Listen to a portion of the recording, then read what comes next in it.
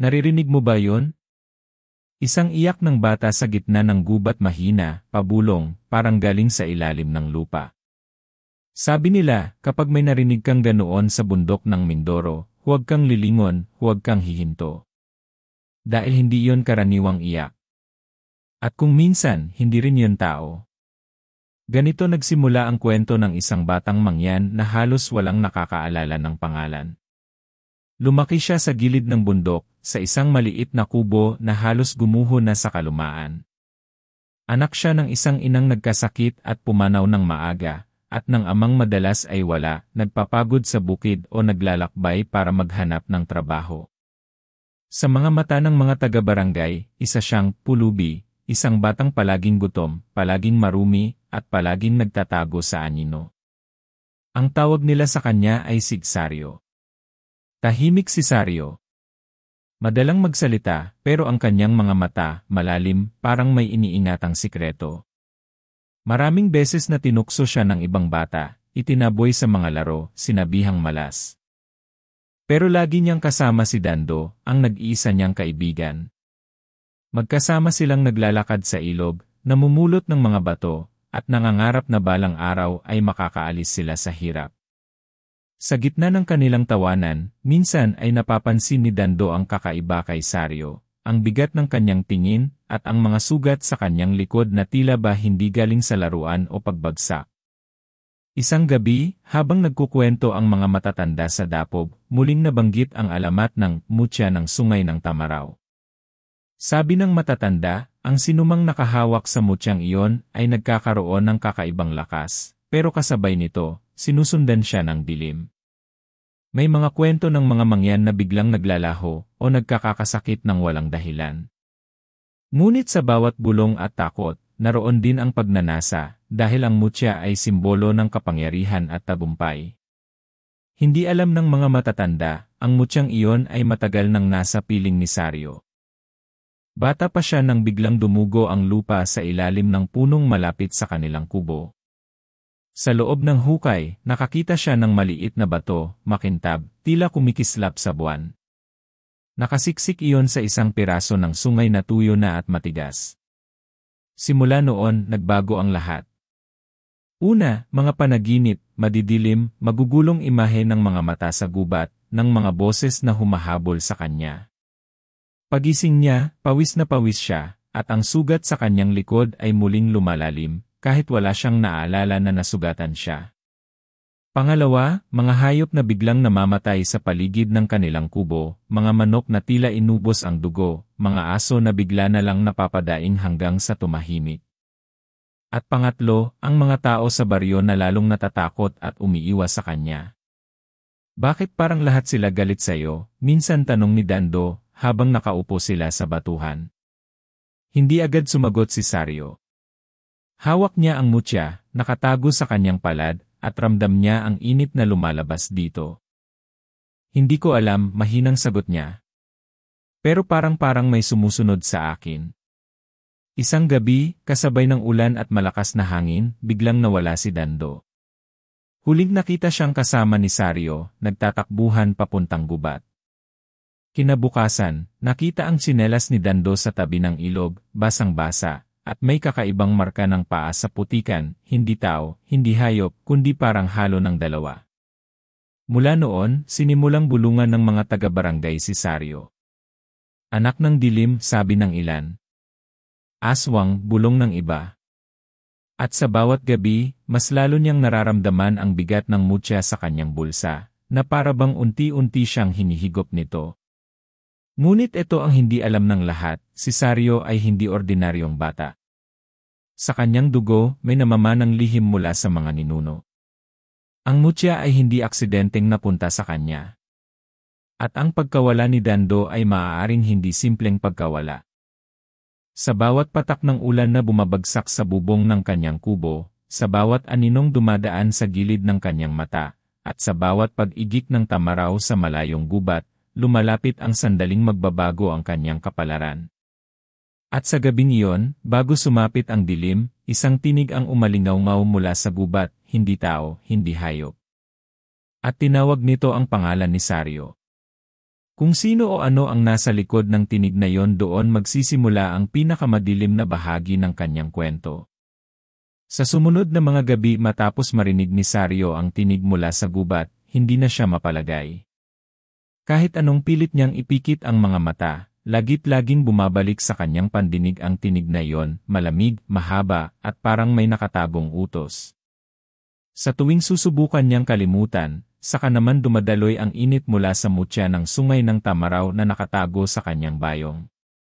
Para bang ang bato mismo ang nagbibigay buhay sa boses.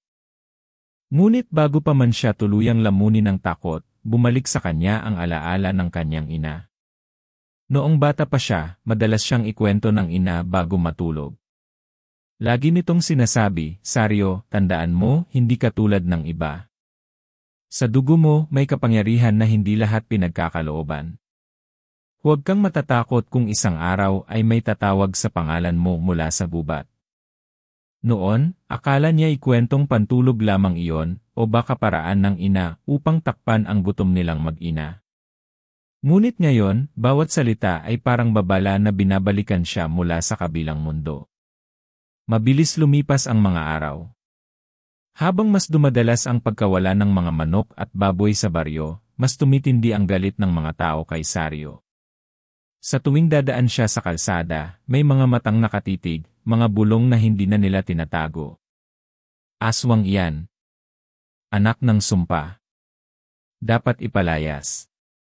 Ang mas masakit pa, pati ang mga batang dati naglalaro kasama ni Dando ay natutong tumakbo palayo kapag siya'y dumaraan.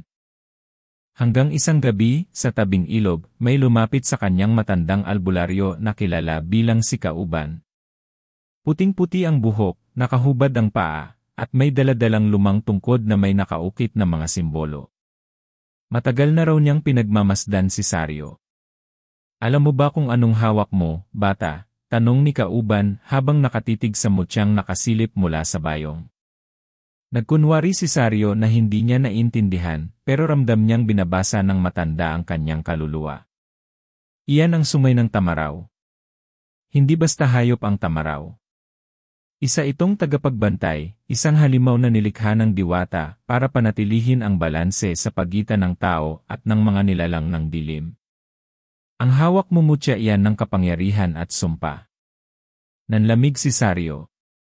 Gusto niyang ibigay na lang ang mutya kay Kauban, pero parang nakadikit na ito sa kanyang palad. Kahit ilang beses na niya itong tinangkang itapon, palaging bumabalik. Dito na ibinunyag ni Kauban ang kasaysayan ng pamilya niya. Ang kanyang ina, bago pa man mag-asawa, ay kasapi ng isang lihim na angkan ng mga bantay ng bundok. Mga tagapangalaga na isinumpang ipasa-pasa ang tungkulin ng pagbabantay sa mutya. Ngunit ang problema, may isang linya ng kanilang dugo na itinakwil ang tungkulin at pinili ang mas madaling daan, ang daan ng mga aswang. Ang mga aswang na ito, ayon kay Kauban, ay hindi basta-basta. Sila ang pinakamalalakas, sapagkat sila'y galing din sa lahing iyon. Kung hindi ka kikilos, ikaw ang susunod nilang hahanapin, babala ni Kauban. At kapag nakuha nila ang mutya, wala nang makakapigil sa kanila. Maging ang buong Mindoro ay luluhod sa dilim. Sa unang pagkakataon, naramdaman ni Sario ang bigat ng kanyang pagkatao. Hindi lang pala siya basta batang gutom at iniiwasan ng lahat. Isa pala siyang bantay, o mas malala, isang pamana ng sumpang hindi niya ginusto. Ngunit paano siya makikipaglaban? Bata pa siya, payat, at wala namang kakayahan. Kaya sa kabila ng lahat, umiling siya at nagsabi, "Hindi ko kaya. Hindi ako bayani. Isa lang akong wala." Ngumiti si Kauban, ngunit malungkot. Lahat ng bantay nagsimula sa wala. Ngunit ang mutya, hindi ka pipiliin kung wala itong nakita sa'yo. Sa sumunod na gabi, dinala siya ni Kauban sa isang lihim na kuweba sa gilid ng bundok. Doon, ipinaalam sa kanya ang mga sinaunang dasal, mga palasyo ng bato, at ang kakaibang mga guhit sa pader na naglalarawan ng mga laban ng tamaraw laban sa mga nilalang ng dilim. Doon rin niya unang nasilayan ang isang diwata, isang nilalang na tila gawa sa liwanag at hamog, nakadamit ng makukulay na tela na lumulutang. Ang diwata ang nagsabi ng totoo, Saryo, ang mutya ay hindi lamang proteksyon. Isa itong pinto. Kapag natutunan mong gamitin, maaari mong marinig ang tinig ng mga ninuno, at maaari mong makontrol ang lakas ng bundok. Ngunit may kapalit. Hindi ipinaliwanag ng diwata kung ano ang kapalit, ngunit sapat na yon para lalong takutin si Saryo.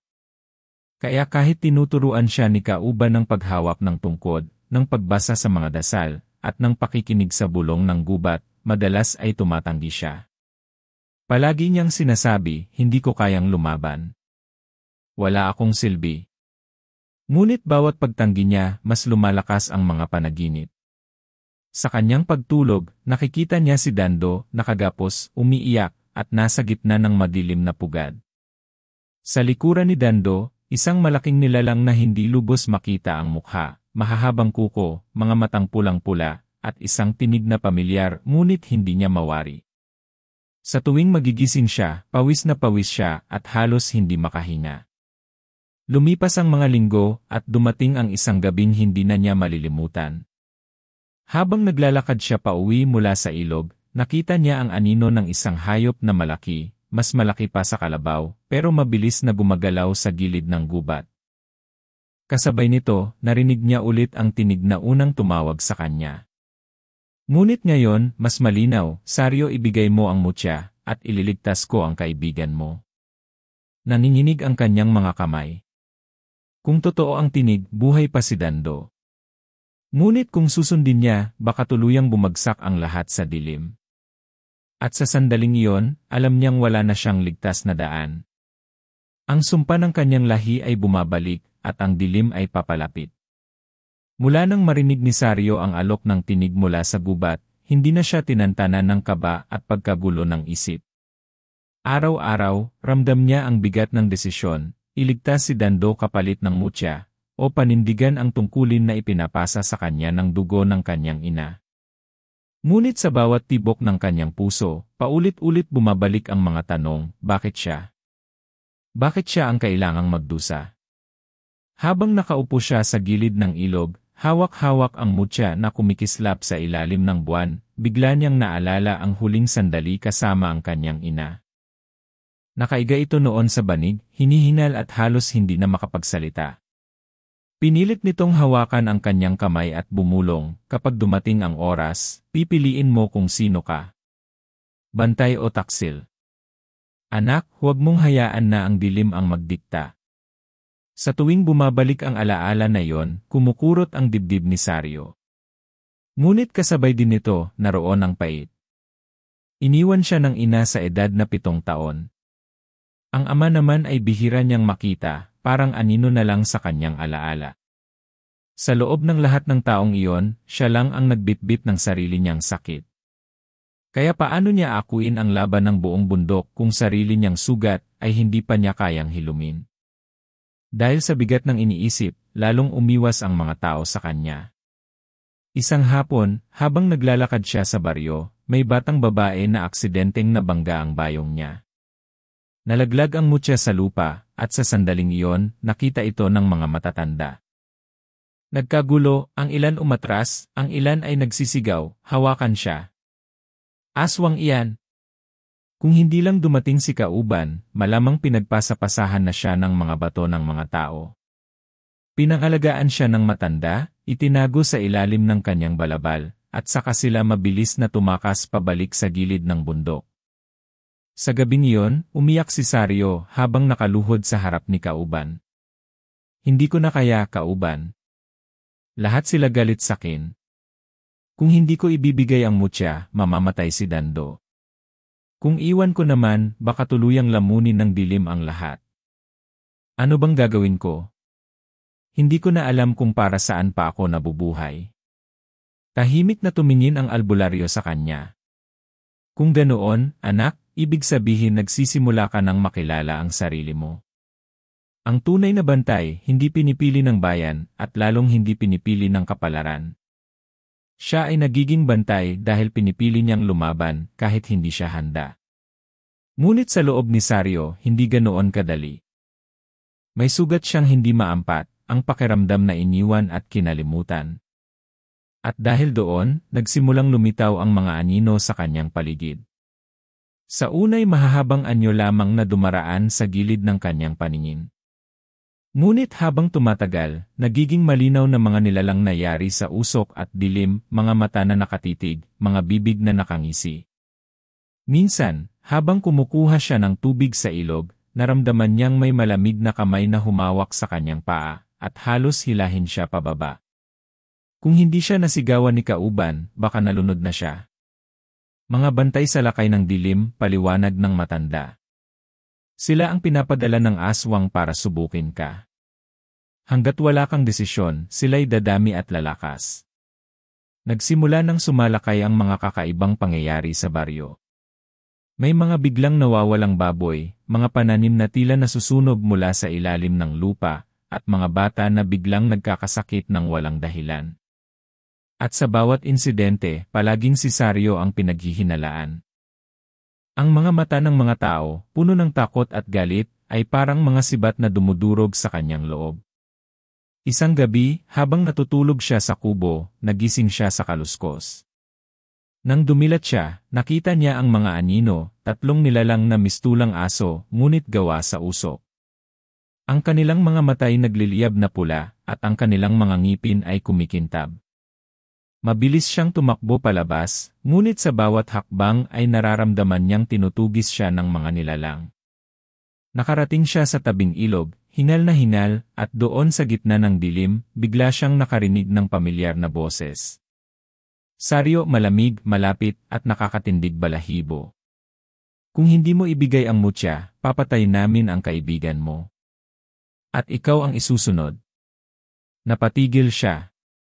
Hindi niya alam kung saan nanggagaling ang tinig, mula ba sa anino, sa ilog, o sa loob ng kanyang ulo. Nang lingunin niya ang likod, nakita niyang nagiging malinaw ang isa sa mga anino. Unti-unti itong nagkaroon ng anyo ng tao, payat, mahaba ang buhok, at may ngiting puno ng pangungutya. Ngunit bago pa ito tuluyang makalapit, sumulpot si Kauban at inihampas ang kanyang tungkod sa lupa. Mula rito'y sumiklab ang liwanag na nagpalayas sa mga nilalang. Hindi ka naligtas kahit sa sarili mong kubo, babala ng matanda. At darating ang oras na hindi na ako makakaprotekta sa iyo. Kailangan mong pumili. Ngunit hindi agad makasagot si Sario. Sa kanyang dibdib, naglalaban ang 2 boses, ang boses ng kanyang ina na nagsasabing ipaglaban ang tungkulin, at ang boses ng dilim na nagsasabing iligtas si Dando kahit kapalit ang lahat. Sa gitna ng 2 tinig, naroon ang kanyang sariling boses, bakit ako pa? Bakit hindi sila? Bakit ako ang kailangan palaging magdusa? Kinabukasan, nagpunta siya sa ilog at tinitigan ang kanyang refleksyon. Sa kanyang mga mata, nakita niya ang sariling takot, ngunit may kumikislap ding liwanag mula sa mutya na hawak niya. Doon niya napagtanto, ang digmaan ay hindi lamang laban sa mga nilalang ng dilim, kundi laban din sa sarili niyang sugat at galit. At sa gabing iyon, habang nag-iisa siya sa ilalim ng buwan, narinig niyang muli ang tinig. Ngunit ngayon, hindi na galing sa gubat. Nanggaling ito mismo sa mutya sa kanyang kamay. Sario, wika ng tinig, ang oras ay dumating na. Piliin mo, bantay o taksil. Napatigil siya. Tumigil ang hangin, tumahimik ang gubat, at para bang ang buong mundo'y naghihintay ng kanyang sagot. Lumipas ang mga araw na parang mabibigat na gabi. Ang bawat umaga sa baryo ay punang kaba, mga hayop na muling natatagpo ang patay, mga halaman na natutuyo kahit binabaha ng ulan, at mga tao na halos hindi na lumalabas ng kanilang bahay. Ang hangin mismo ay mabigat, parang may nakabitin na panganib sa bawat sulok. Sa tuwing sisilip si Sario mula sa kanyang kubo, ramdam niyang hindi lang mga tao ang nakatingin sa kanya. May mga matang nagmamasid mula sa kakahuyan, mga matang hindi tao. Isang gabi, habang naglalakad siya kasama si Kauban, biglang huminto ang matanda. Nararamdaman mo ba, bulong nito? Nang idikit ni Sario ang kanyang paa sa lupa, ramdam niya ang banayad na pagyanig, parang may mabigat na nilalang na naglalakad sa ilalim ng lupa. Sa malayo, narinig nila ang alingawngaw ng iyak ng hayop, hindi kalabaw, hindi baboy, kundi isang sigaw na may halong sakit at galit. Malapit na sila, sabi ni Kauban. At hindi sila magpapadala na lang ng mga anino. Darating ang kanilang pinuno. Nang marinig iyon, nanlamig si Sario. Bumalik sa kanyang isip ang panaginip ni Dando, nakagapos, umiiyak, at tinatabingan ng isang halimaw na hindi lubos makita ang mukha. Lalong tumindi ang kanyang guilt at pangungulila. Kung noon pa man ay lumaban na siya, baka nailigtas na ang kaibigan niya. Pero hanggang ngayon, wala pa rin siyang tapang na tanggapin ang kanyang kapalaran. Ngunit sa kabila ng lahat, dumating ang isang umaga na nagbigay ng kakaibang ginhawa, isang pamilyar na tinig na tumawag sa kanya mula sa gilid ng gubat. Sario! Pagtalikod niya, halos hindi siya makapaniwala, si Dando. Payat, marungis, pero buhay. Tumakbo siya palapit, ngunit agad siyang pinigilan ni Kauban. Teka muna, babala ng matanda. Hindi lahat ng nakikita ay totoo. Pero nang mahawakan ni Sario ang kamay ng kaibigan, mainit, totoo, at nanginginig. Yumakap siya ng mahigpit. Akala ko nawala ka na. Nang gabing iyon, habang nakatago sila sa kuweba ni Kauban, nagkwento si Dando. Dinala raw siya ng mga anino sa isang madilim na lugar, puno ng mga nilalang na nagmamasid, at isang boses lamang ang palaging naririnig niya, ang boses na nag-aalok ng kapangyarihan kapalit ng mutya. Sario, sabi ni Dando, huwag kang papayag. Kahit ano nang mangyari, huwag mong ibigay ang mutya. Nakita ko ang mga mata ng halimaw na yon, hindi siya titigil hanggang makuha ka. Ngunit habang pinakikinggan si Sario ang bawat salita ng kaibigan, ramdam niya ang takot na gumagapang sa kanyang puso. Kung ganoon kalakas ang kaaway, paano sila lalaban? Sinimulan silang sanay ni Kauban. Araw-araw, pinapahawak siya ng tungkod na may nakaukit na sinaunang simbolo. Pinapikit siya at pinapakinggan ang bulong ng gubat, ang paghinga ng hangin, ang pintig ng lupa, ang mga boses ng mga naunang bantay. Ngunit sa bawat pagsubok, mabilis siyang pinanghihinaan ng loob. Hindi ko kaya, paulit-ulit niyang sinasabi. Ngunit si Dando, kahit sugatan pa ang loob, ang siyang nagtutulak sa kanya. Kaya mo, Sario. Kung ako nakabalik mula sa dilim, mas kaya mo. Hindi ka nag-iisa. Sa kabila nito, ramdam pa rin ni Sario ang pagkabasag ng kanyang loob. Bawat pagpatay ng apoy ng sulo sa gabi, bawat kaluskos ng dahon, nagbabalik ang alaala ng kanyang ina at ang sakit ng pagkakalimutan. Hindi niya alam kung kaya ba niyang talunin ang isang kaaway na matagal nang nakaugat hindi lang sa bundok, kundi pati sa kanyang dugo. At dumating ang mga palatandaan. Isang hapon, habang nag-igib sila ng tubig, nakakita sila ng mga bangkay ng ibon na sabay-sabay bumagsak mula sa langit. Sa gabi, isang aninong kasing laki ng bahay ang dumaan sa ibabaw ng baryo, natabunan ang buwan, at iniwan ang mga aso na tahol ng tahol hanggang sa mangalay. Sa bawat araw na lumilipas, lumalakas ang presensya ng kaaway. Sa gitna ng lahat ng ito, isang gabi, lumabas si Sario mag-isa.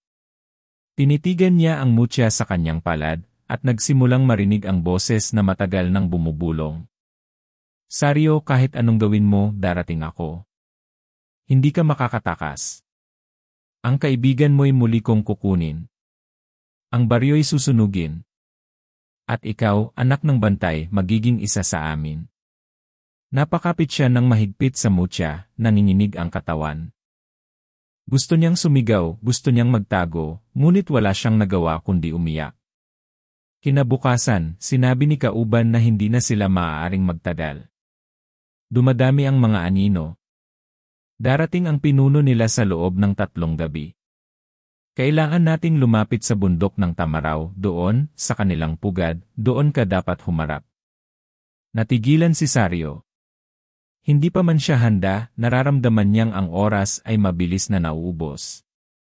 Ngunit nang tignan niya si Dando, nakita niya sa mga mata ng kaibigan ang tiwala at pag-asa. Doon niya napagtanto, hindi lang siya lumalaban para sa sarili niya. Kaya kahit nanginginig ang kanyang kamay, nagsabi siya, kung ganoon doon tayo pupunta. At habang papalapit ang dilim ng gabi, at ang hangin ay tila nagdadala ng amoy ng dugo at usok, ramdam ng lahat, ang digmaan ay nasa pintuan na. Sa 3 gabing hinintay nila bago lumarga papunta sa bundok ng Tamaraw, halos hindi nakatulog si Sario. Sa bawat pagdilat niya, naroon ang mga anino, minsan ay dumadaan sa labas ng kuweba, minsan ay nakadungaw sa sulok ng kanyang panaginip. Palaging naroon ang boses na bumubulong, "Sario, iligtas mo ang sarili mo, ibigay mo sa akin ang mutya." Ngunit ngayong may kasama na siyang si Dando at si Kauban, pilit niyang pinapalakas ang loob. Ngunit sa gabing iyon, bago sila umalis, isang kakaibang pangyayari ang nagbukas ng sugat sa kanyang puso. Habang natutulog si Kauban, nakita niyang si Dando ay palihim na humawak sa mutya na nakatago sa tabi ng banig. Gulat si Sario, agad niya itong tinakpan ng kamay. "Dando, bakit?" tanong niya, halos hindi makahinga. Namutla ang kaibigan. "Hindi mo naiintindihan, Sario. Naririnig ko rin sila. Araw-araw. Gusto nilang kunin ang mutya, at kapag hindi ko sila sinunod babalik nila ako roon, sa dilim. Hindi ko na kayang bumalik doon." Nanlumo si Sario. Ang tanging taong nagbigay sa kanya ng tiwala, ang nagbalik ng lakas ng loob, ay siya ring nagtataglay ng takot na maaaring maging dahilan ng pagkakanulo. "Hindi ako taksil," umiiyak na dagdag ni Dando. "Pero hindi ko na rin kaya. Kung ibibigay natin, baka matapos na ang lahat. Baka makaligtas pa tayo." Napapikit si Sario, pinigilan ang luha. "Kung ibibigay natin, wala nang matitira. Hindi lang tayo ang mamamatay, Dando, pati lahat ng tao rito." Tahimik silang dalawa habang sa likod nila ay naririnig ang mabigat na hilik ni Kauban. Ngunit mula sa labas ng kuweba, may ibang ingay, ang mahihinang yabag na tila dumadami. Mga anino, nagsisiksikan, naghihintay. Kinabukasan, nagsimula silang maglakad papunta sa bundok ng Tamaraw. Ang daan ay matarik, madulas sa hamog, at bawat hakbang ay may halong kaba. Minsan, biglang titigil si Kauban at ididikit ang kanyang tainga sa lupa. "Nararamdaman mo ba?" tanong nito. At doon mararamdaman ni Sario ang banayad na pagyanig, parang may malalim na nilalang na sumusunod sa kanila mula sa ilalim. Habang palapit sila sa tuktok, mas dumadalas ang mga kakaibang pangyayari.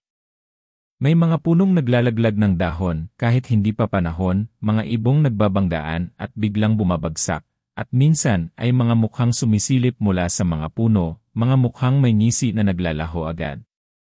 Isang gabi, habang nagpapahinga sila sa isang maliit na talahiban, lumapit si Kauban kay Sario. "Anak," bulong niya, "huwag mong masyadong pagkatiwalaan ang kaibigan mo. Ang sinumang nakapasok na sa dilim, mahirap ng ganap na makawala." Napatitig si Sario kay Dando na natutulog, namumungay ang mga mata at tila may bangungot. Napansin niya ang mga bakas ng sugat sa braso nito, parang kagat o marka ng tanikala. At sa isang iglap, nagbalik sa isip niya ang panaginip, si Dando, nakagapos sa pugad ng dilim. Ngunit paano kung hindi lahat ng nakita niyang iyon ay guni-guni lang? Paano kung bahagi ng kanyang kaibigan ay naiwan pa roon? Sa 3 gabi ng kanilang paglalakbay, nakarating sila sa paanan ng bundok. Ngunit bago sila tuluyang makaakyat, biglang lumamig ang paligid. Ang hangin ay nagdala ng amoy ng nabubulok na laman, at sa malayo ay nakita nilang umaalulong ang mga aso ng baryo. Isa-isang nagsilipatan ang mga ilaw mula sa mga kubo, parang sabay-sabay na pinatay ng isang hininga. At doon, mula sa ilalim ng lupa, isang malakas na ugong ang umalingaw-ngaw. Umuga ang lupa, at isang malalim na bitak ang bumuka sa harap nila. Mula roon, lumabas ang isang nilalang na hindi pa nakikita ni Sario kailanman, hindi buo ang anyo, mistulang usok na may hugis tao, ngunit ang mga mata ay apoy na pula, at ang boses nito ay parang tunog ng libong bubuyog. "Tagapagmana ng sungay," wika nito, "huwag mo nang ipagpaliban. Ang dugo mo ay sa amin din nagmula." Napasinghat si Sario. "Ano nang ibig mong sabihin?" Ngumisi ang nilalang. "Ang dugo ng mga bantay at ng mga aswang ay isa. Ang ina mo isa siyang bantay. Ngunit ang ama mo naputol ang salita, ngunit sapat na yon upang manlumo ang binata. Ang kanyang ama? Ang taong halos hindi niya nakilala, laging wala, laging misteryoso, paano kung siya pala'y kabilang sa mga nilalang ng dilim? Nanginginig ang tuhod ni Sario. Hindi totoo, ngunit sa kanyang loob, naroon ang kirot ng posibilidad. Lahat ng iniwasan ng kanyang ama, lahat ng pagkakahiwalay, baka yon ang dahilan. Anak ng liwanag at dilim, muling wika ng nilalang, hindi ka kailanman magiging ganap na bantay. Ikaw ay magiging susi sa aming pagbabalik. Mabilis na inihampas ni Kauban ang kanyang tungkod sa lupa, at mula rito'y sumiklab ang liwanag na nagtaboy sa nilalang pabalik sa bitak. Ngunit bago tuluyang maglaho, humagulhol ang halakhak nito, malakas, nakabibingi, hindi mo na matatakasan ang dugo, Sario. Darating ako at darating ka sa akin. Pagkatapos noon, tahimik na muling nagsara ang lupa. Ngunit naiwan kay Sario ang mabigat na katotohanang kumakain sa kanyang isipan. Kung totoo ang sinabi ng nilalang, kung ang kanyang ama ay kabilang sa kanila kung ganoon, kalahati ng kanyang pagkatao ay dilim. At sa gitna ng lahat ng ito, isang tanong ang hindi niya masagot, kaya ba niyang ipaglaban ang mundo, kung ang kalahati ng kanyang dugo'y gustong wasakin ito? At nang lingunin niya si Dando, nakita niya ang kaibigan na nakatingin sa kanya nang may halong awa at takot. Hindi ka ba sasabihin sa kanila, Sario, bulong ni Dando? Hindi ba nila dapat malaman kung sino ka talaga? Nanigas si Sario. Ang bigat ng kanyang sikreto ay lalong bumigat. At sa gabing iyon, ramdam niya, hindi lamang mga anino ang banta, kundi pati ang mga taong pinakamalapit sa kanya. Ang gabing dumating ay hindi ordinaryong gabi. Ang buwan ay pulang-pula, tila ba nakalubog sa dugo, at ang hangin ay mabigat na parang may bitbit na sigaw mula sa ilalim ng lupa. Si Sario, si Dando, at si Kauban ay nakatayo sa paanan ng bundok ng Tamaraw. Doon, naramdaman nila ang bigat ng presensya ng kaaway, hindi na bulong, hindi na anino, kundi isang lakas na halos pumipiga sa kanilang dibdib. Handa ka na ba? Tanong ni Kauban kay Sario, habang hawak ang kanyang tungkod na may mga ukit ng sinaunang simbolo. Umiling si Sario, pero pinilit niyang ngumiti. Kahit hindi, wala na tayong pagpipilian. Nang umakyat sila sa bungad ng bundok, bumukas ang lupa sa kanilang paanan. Mula rito'y lumabas ang mga anino, daan-daan, gumagapang na parang alon ng usok. Ang kanilang mga matay pula, at ang kanilang mga bibig ay naglalaway ng kadiliman. Isa-isang sumugod ang mga ito, parang mga gutom na hayop na matagal na pinakawalan. Dito na magsisimula, sigaw ni Kauban. Itinaas niya ang kanyang tungkod at mula rito'y lumabas ang liwanag na nagtaboy sa mga anino. Ngunit hindi nagtagal, muling bumalik ang mga ito, mas matindi, mas malakas. Si Sario ay nanginginig. Hinugot niya ang mutya mula sa kanyang bayong, at agad itong kumislap sa kanyang palad. Sa sandaling iyon, parang may apoy na dumaloy sa kanyang mga ugat. Narinig niyang muli ang tinig ng kanyang ina, "Anak, piliin mo kung sino ka." Kasabay nito, narinig din niya ang tinig ng dilim, "Sumama ka sa amin, at ililigtas namin ang lahat." Nabiyak ang kanyang isip. Ngunit nang makita niya si Dando, nakahawak ng bato, pilit na lumalaban sa mga aninong sumusugod, at si Kauban na inuubos ang kanyang lakas sa bawat dasal, alam niyang hindi siya maaaring umatras. Kung ganoon, sigaw ni Sario, "Dito ninyo ako haharapin." Sumigaw siya at itinaas ang mutya. Mula rito'y lumabas ang hugis ng isang sungay, mahaba, matalim, at kumikislap sa liwanag ng buwan. Isinuot niya ito sa kanyang braso, at sa isang iglap, ang kanyang katawan ay tila pinanahan ng lakas ng tamaraw. Humampas siya sa lupa, at ang mga anino ay nagkawatak-watak. Ngunit hindi pa yon ang wakas. Mula sa pinakagitna ng bundok, sumulpot ang nilalang na matagal nang bumubulong sa kanya. Ang pinuno ng dilim. Ang katawan nito'y mahaba, parang pinaghalo ng tao at halimaw, at ang mga matay nagliliyab na parang apoy. Sa bawat hakbang, umuuga ang lupa, at ang mga puno'y nagyuyuko. Anak ng liwanag at dilim, wika ng nilalang. Ikaw ang susi. Sa'yo nakasalalay kung babalik ang kadiliman o mawawala kami magpakailanman. Nanginginig si Sario, ngunit hindi siya umatras. Hindi ako magiging susi ng kasamaan. Ako ang magiging bantay. Ngunit bago pa man siya makasugod, narinig niya ang boses ni Dando. Sario, patawad. At sa kanyang gulat, nakita niyang hawak ni Dando ang mutya, kinuha mula sa kanyang palad habang siya ay nakatingin sa kaaway. Dando, anong ginagawa mo? Luha ang sumigaw ang kaibigan. Hindi ko kaya. Hindi ko kayang bumalik doon. Kung ito ang kailangan nilang kapalit, akin na. Sa isang iglap, dinakma ng nilalang si Dando at kinuha ang mutya mula sa kanyang kamay. Sumiklab ang liwanag at ang buong bundok ay umuga. Si Sario ay natigilan, hindi alam kung dapat bang sugurin ang kaaway o habulin ang kaibigan. Ngunit sa huling lakas ni Kauban, itinulak niya si Sario. Anak, ang oras mo na. Huwag kang bumigay. Mula sa kanyang tungkod, lumabas ang apoy na nagkulong sa nilalang, kahit panandalian lamang. Ngunit dahil dito, bumigay ang katawan ni Kauban at bumagsak, wala ng buhay. Hindi, sigaw ni Sario.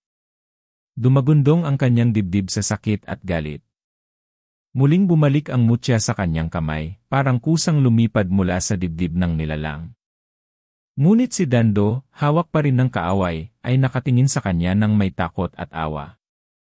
Patawarin mo ako, bulong ni Dando bago siya lamunin ng dilim at maglaho sa mata ni Sario. Nag-apoy ang mutya sa palad ni Sario. Ang sungay ay kumpleto na, at mula rito'y lumabas ang hugis ng isang malaking tamaraw, yari sa liwanag, sumugod sa nilalang ng dilim. Nagbanggaan ang liwanag at kadiliman, at ang bundok ay halos magiba. Ang mga anino ay nagsisigawan, nagsilaho, ngunit ang nilalang ay hindi pa rin tuluyang nagapi. Sa huling iglap, tumingin ito kay Sario at mumisi. Hindi mo ako mapapatay, anak ng liwanag at dilim. Dahil ang kalahati ng dugo mo ay akin. At saka ito naglaho, iniwan si Sario na nakaluhod, hawak ang mutya, at ang katawan ay sugatan. Sa tabi niya, nakahandusay si Kauban, at wala na si Dando. Ang digmaan ay hindi pa tapos. Ang tunay na laban ay ngayon palang magsisimula. Sa ilalim ng pulang buwan, naramdaman ni Sario na ang sumpa at kapalaran ay tuluyang nakaukit sa kanyang dugo. Ngunit isang tanong ang hindi niya masagot, kapag dumating muli ang dilim, siya ba'y lalaban o siya mismo ang magiging daan ng pagkatalo? Pagkatapos ng labang yumanig sa bundok ng Tamaraw, matagal na katahimikan ang bumalot sa paligid. Wala nang alingaw-ngaw ng mga anino, wala na ring ugong ng lupa. Ang tanging naririnig ni Sario ay ang sariling paghina, mabigat, putol-putol, at ang hampas ng hangin na dumadaan sa mga punong durog na. Nakaluhod siya, hawak pa rin ang mutya ng ayoy tila naglalaho ang liwanag. Sa kanyang tabi, nakahandusay si Kauban. Ang matandang gumabay sa kanya, nagbuwis ng lahat ng lakas para protektahan siya, ngayon ay tahimik na. Ang kanyang mga matay nakapikit, parang natutulog lamang, ngunit ramdam ni Sario na ang kanyang espiritu'y nakalaya na. Hinawakan niya ang kamay ng matanda. Salamat, Kauban, mahina niyang wika, habang nangingilid ang luha sa kanyang mga mata. Hindi ko man lubusang naipakita, ikaw ang naging tatay na wala ako. Ngunit higit sa lahat, masakit ang pagkawala ni Dando. Ang kaibigan minsan ay nagligtas sa kanya mula sa pag-iisa, ang kaibigang una niyang pinagtiwalaan, at siya ring huling nagbigay ng sugat. Sa kabila ng pagtataksil nito, naroon pa rin ang pangungulila. Sa kanyang alaala, si Dando ay hindi lamang traidor, siya rin ang batang tumawa sa tabi niya, nakipaglaro, at nangarap. Tumayo si Sario, nanginginig at tinitigan ang kalangitan. Ang buwan ay muling naging mapusyaw na puti. Parang walang nangyari. Ngunit alam niya, may sugat na iniwan sa mundo, at higit sa lahat, sa kanyang puso. Bumalik siya sa baryo makalipas ang ilang araw. Ang mga tao ay nagtaka kung bakit biglang lumamig ang mga gabi, kung bakit wala na ang mga aso na dating tahol ng tahol tuwing dilim. Hindi niya mabanggit ang lahat ng nangyari, ngunit dala niya ang bigat ng mga pangako. Isang gabi, nagtipon ang ilang matatanda sa paligid ng apoy. Hinarap nila si Sario, at tinanong, "Totoo ba, anak, na hawak mo ang sungay ng Tamaraw?" Saglit siyang natahimik bago tumango. "Pero hindi ko ito dala para ipagyabang. Dala ko ito para ipaalala sa atin na may mga bagay na mas malaki pa kaysa takot. At minsan, may kailangang magbayad para manatiling ligtas ang lahat." Tahimik ang lahat. May ilan na lumapit at hinaplos ang kanyang balikat. Sa kanilang mga mata, nakakita siya ng respeto, ngunit naroon din ang takot. Alam niyang sa kaloob-looban nila, hindi siya kailanman magiging katulad nila. Ang dugo sa kanyang ugat, ang bahaging hindi niya pinili, ay magiging lamat na hindi na mawawala. Ngunit hindi siya nagtampo. Tinanggap niya yon. Sapagkat iyon ang iniwan sa kanya ni Kauban, ang aral na ang tunay na bantay ay hindi perpekto, kundi handang magsakripisyo. Sa mga sumunod na araw, nagsimula siyang mag-ensayo. Hindi lamang laban sa mga anino, kundi laban sa sarili. Araw-araw, pinipilit niyang buuin ang sarili na winasak ng pagkawala ng kaibigan at gabay. Araw-araw, pinipilit niyang piliin ang liwanag, kahit naroon ang tukso ng dilim na bumabalik sa kanyang isipan. Minsan, sa gitna ng gabi, nadidinig niya ang tinig ni Dando. Hindi na ito iyak ng kaibigan, kundi bulong na malamig, parang mula sa ilalim ng lupa. "Hindi pa tapos, Sario. Magkikita pa tayo." At doon niya naintindihan, hindi iyon huling pagkikita nila. Si Dando ay hindi na bumalik bilang kaibigan, kundi bilang bahagi ng dilim na kailangang muli niyang harapin. Ngunit sa halip na matakot, hinawakan niya ang mutya, at sa kanyang dibdib ay naroon ang payapang alaala ng kanyang ina. "Hindi ako susuko," bulong niya sa sarili. "Kahit ang pinakamahal ko'y naging bahagi ng dilim, pipiliin kong lumaban. Sapagkat kung ako ay kalahati ng dilim, pipilitin kong gawing mas malakas ang aking kalahating liwanag." Lumipas ang mga buwan, at unti-unting bumalik sa normal ang baryo. Ngunit sa bawat gabi, kapag tumahimik ang paligid, alam ng mga tao na may nakabantay sa kanila, isang batang minsang itinakwil, ngayon nagdadala ng sungay ng Tamaraw. Hindi nila nakikita ang lahat ng laban, hindi nila naririnig ang lahat ng sigaw, ngunit ramdam nilang may pumipigil sa dilim bago pa man ito tuluyang kumawala. At si Sario, sa kanyang puso, ay nagpatuloy sa pagyakap sa sakit at tungkulin. Natutunan niyang ang pagiging bantay ay hindi tungkol sa lakas ng katawan, kundi sa tibay ng loob, ang kakayahang tumindig kahit paulit-ulit kang binabasag. Minsan, nakaupo siya sa tabi ng apoy, pinagmamasdan ang mga batang naglalaro, at naisip, sana, darating ang araw na hindi na kailangan ng isa pang tulad niya. Sana, darating ang panahon na hindi na muling babalik ang dilim. Ngunit alam niya rin, hanggat may bahid ng kasamaan sa mundo, laging may kailangang pumili ng liwanag. Sa wakas, tumayo siya, tinitigan ang kalangitan, at bumulong, "Hindi ako ang bayani na gusto nila. Pero ako ang bantay na kailangan nila." At sa ilalim ng bituin, nagsimulang maglakad ang batang mangyan na minsang itinuring na walang silbi, ngayoy tagapag-ingat ng mutya ng sungay ng Tamaraw. Ang kanyang mga sugat ay hindi na maghihilom, ngunit mula roon ay isinilang ang panata na magpapatuloy hanggat may gabi at hanggat may liwanag na dapat ipaglaban. Sapagkat sa dulo ng lahat, natutunan niyang ang tunay na laban ay hindi lamang sa pagitan ng tao at halimaw, kundi sa pagitan ng dilim at liwanag na parehong naninirahan sa loob ng ating mga puso.